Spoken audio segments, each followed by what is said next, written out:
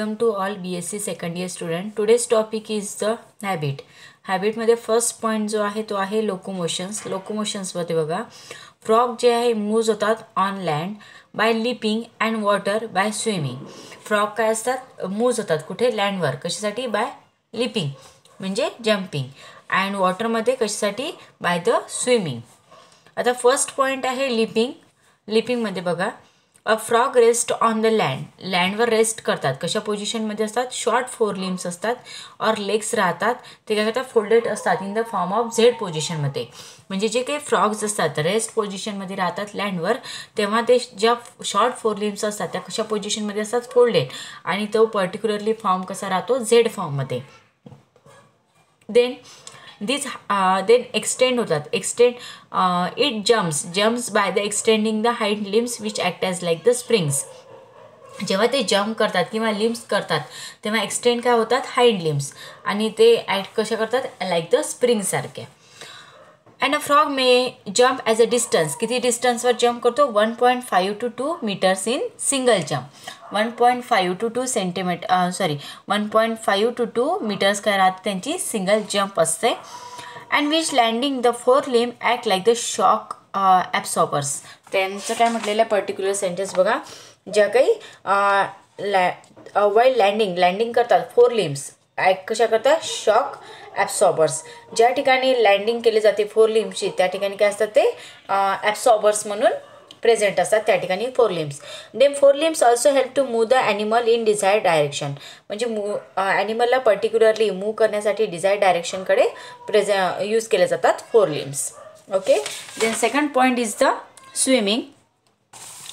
Frog जे असतात swim करतात वॉटरमध्ये बाय पॉवरफुल बॅकवर्ड स्ट्रोक्स असतात आणि फंक्शन्स. आणि त्याच्यामध्ये काय म्हणतात? जे काही फ्रॉग स्विम्स करतात वॉटरमध्ये तर त्या ठिकाणी बॅकवर्डमध्ये स्ट्रोक काय करतात? Hind limbs. आणि फंक्शन्स काय राहते? पॉप्युलर्स जे असतात त्याचं म्हणते पर्टिक्युलरली जे उडान घेण्यासाठी वगैरे यूज केलं जाते त्याला म्हणतात पॉप्युलर्स. During the backward strokes of the hind limbs, toes are spread apart and waves between them push against the water. म्हणजे जे काही हाइंड लिम्बचे टोज असतात ते काय होतात? स्प्रेड होतात. आणि जे वेव्स असतात ते काय होतात? पुश केल्या जातात against of this water. And move कुठं होते? बॉडी फॉरवर्ड डायरेक्शननी. काय होते? बॉडी कुठं मूव्ह होते? फॉरवर्ड डायरेक्शन्समध्ये. पुन्हा बघा, बॉडी जेव्हा स्विम होते वॉटरमध्ये तर powerful backward strokes present hind हाइंड लिम्समध्ये. आणि ते फंक्शन्स कशासारखं करतात? लाईक द पॉप्युलर्ससारखं. आणि ज्या हाइंड लिम्स असतात त्याच्यामध्ये टोज काय होतात? स्प्रेड होतात. आणि वेव्स काय होतात? बिकम पुश होतात अगेन्स्ट द वॉटरमध्ये. आणि मूव्ह कुठे होते? बॉडी फॉरवर्डमध्ये. Then next is the feeding.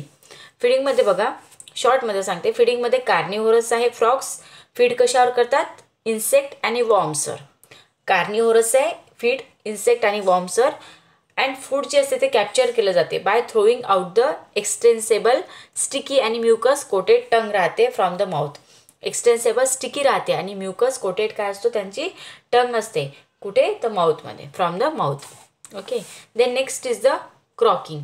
क्रॉकिंगमध्ये बघा, कॅरेक्टरिस्टिक्स कशाचा आहे? नॉईस. आता क्रॉकिंग म्हणजे माहिती आहे जे साऊंड वगैरे प्रेझेंट राहते पर्टिक्युलरली फ्रॉगचा sound made by the frog known as a croaking. जो काही साऊंड किंवा नॉईस किंवा सिम्पली लक्ष ठेवायचं जो साऊंड मेड करतो बाय द फ्रॉग त्याला म्हटलं जाते क्रॉकिंग. आणि कॉमनली हिअर्ड केव्हा येतो आपल्याला? Breeding season. जेव्हा रेनी सीझनमध्ये आपल्याला पर्टिक्युलरली जो साऊंड ऐकायला येतो फ्रॉगचा तर त्याला म्हटलं जाते croaking. And as a mating call त्याला काय म्हटलं जाते? Mating call. So in this lecture this topic completed. Thank you.